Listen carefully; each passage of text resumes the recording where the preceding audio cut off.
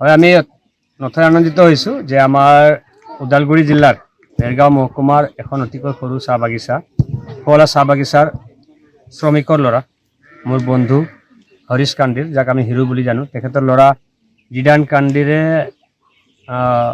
দিল্লীৰ সুদেৱা এফচিত ফুটবল খেলিবৰ কাৰণে তেখেত চিলেকশ্যন হৈছে আৰু তেখেত এতিয়া আমাৰ মাজৰ পৰা যাবগৈ। সেইকাৰণে আজি ৰাইজে আমি সকলোৱে মিলি তেখেতক এটা বিদায়ী সম্বৰ্ধনা, অভিনন্দন সম্বৰ্ধনা আমি জ্ঞাপন কৰিছোঁ। আৰু এই সুযোগতে মই তেখেতক এই সুযোগ প্ৰদান কৰা দিল্লীৰ সুদেৱা এফচি ক্লাবৰ সকলো কৰ্মকৰ্তা, তেখেতসকলৰ ষ্টাফক মই ধন্যবাদ জ্ঞাপন কৰিছোঁ। লগতে ইমান ভিতৰুৱা অঞ্চলৰ পৰা আমাৰ মৰমৰ ছাত্ৰ জিদান কান্দিৰক ফুটবল খেলিবৰ কাৰণে এটা ৰাষ্ট্ৰীয় পৰ্যায়লৈকে নিবলৈ সহযোগ কৰা মোৰ বন্ধু তথা আধুনিক ইণ্ডিয়া ফাউণ্ডেশ্যনৰ ৰাষ্ট্ৰীয় অধ্যক্ষ বন্ধুবৰ দীনেশ কুমাৰ চৌহানক আৰু তেখেতসকলৰ আধুনিক ইণ্ডিয়া ফাউণ্ডেশ্যনৰ মোৰ লগত যিসকল ব্যক্তি আছে তেখেতসকলকো মই ধন্যবাদ জ্ঞাপন কৰিছোঁ। আৰু মই আশা ৰাখিম যে জিদানে তেওঁৰ যিটো ফুটবল খেল, সেই ফুটবল খেলক সাধনাৰ দৰে গ্ৰহণ কৰিব, মানে যাতে তেওঁ মানে যিমান বেছি পাৰে সাধনা কৰিব, এই ফুটবলক তেওঁ আগুৱাই নিব। আমাৰ ফালৰ পৰা তেওঁৰ প্ৰতি আশীৰ্বাদ থাকিব।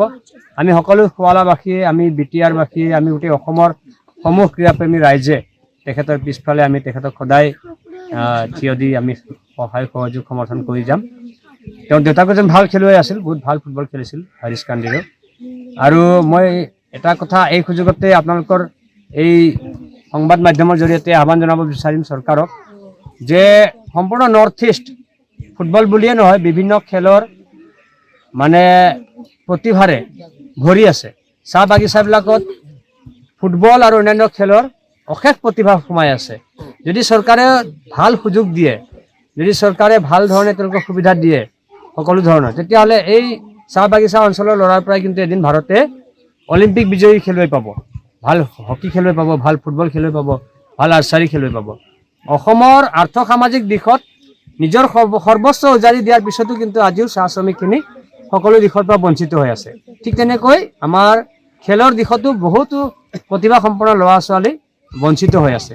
মই চৰকাৰক আহ্বান জনাম, কেন্দ্ৰীয় আৰু আমাৰ ৰাজ্য চৰকাৰক আহ্বান জনাম যাতে এই ছাত্ৰ ছাত্ৰীখিনিৰ বা এই খেলুৱৈখিনিৰ মানে বিকাশৰ কাৰণে, তেওঁলোকৰ প্ৰতিভা পৃথিৱীৰ আগত দাঙি ধৰিবৰ কাৰণে, বিশ্ব দৰবাৰলৈ আগবঢ়াই নিয়াৰ কাৰণে তেখেতসকল যাতে ভাল তেওঁলোকক সুবিধা দিয়ে, তাৰ কাৰণে মই আহ্বান জনাব বিচাৰিছোঁ। শুৱালা চাহ বাগিচাৰ আমি উপস্থিত হৈছোঁ খেলপথাৰত, আৰু আজি আমি সম্বৰ্ধনা আৰু লগতে বিদায় কাৰ্যসূচী লৈছোঁ, যাৰ নাম হ'ল জিদান কান্দিৰ।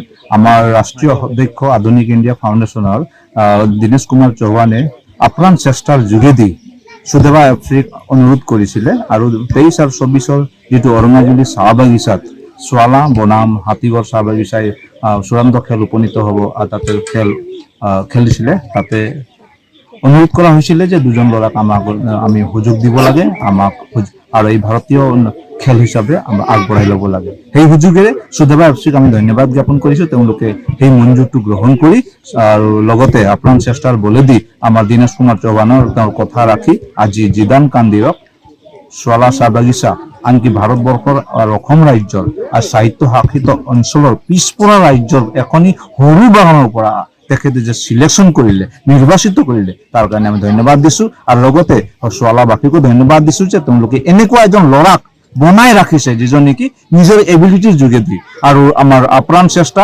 দীনেশ কুমাৰ চৌহানৰ লগে লগে তেওঁ যিজন এইজন ল'ৰাক যে নিৰ্বাচিত কৰিলে, তেওঁ যে চকু দিলে, তাৰ কাৰণে তেওঁ এই সুযোগ পালে। মই ধন্যবাদ দিছোঁ এই শুৱালাবাসী আৰু তেওঁলোকৰ সকলো পৰিয়ালকে ধন্যবাদ জ্ঞাপন কৰি বাকী মংগল কামনাৰে এই বাক্য সমাপন কৰিলোঁ। নাম জিদান কান্দি। মই ফাৰ্ষ্টে ধন্যবাদ দিতে খুঁজে এই ছাৰ দীনেশ কুমাৰ চৌহান আৰু এছ প্ৰধান ছাৰকে, সদায় মোক বহুত ছাপোৰ্ট কৰিছে, আৰু মোৰ বা মা আৰু বাৰা দাদা আহে, আৰু মোৰ শুৱালাকে ৰাইজবিলাকে ধন্যবাদ দিতে খুঁজি আহি বহুত ছাপোৰ্ট কৰিছে মোকে, আৰু মই শুৱালা টিমকে ধন্যবাদ দিতে খুঁজি আহি আজি মোকে বহুত ভাল লাগি আহে যে মই চিলেকশ্যন হৈছোঁ এটা ডাঙৰ ক্লাব। মই আৰু আগে যাইকে আৰু ডাঙৰ টিমে চান্স পাইলে মই বাগানকে একজনকেও লেগে এটাই বলকে সমাপ্ত করতে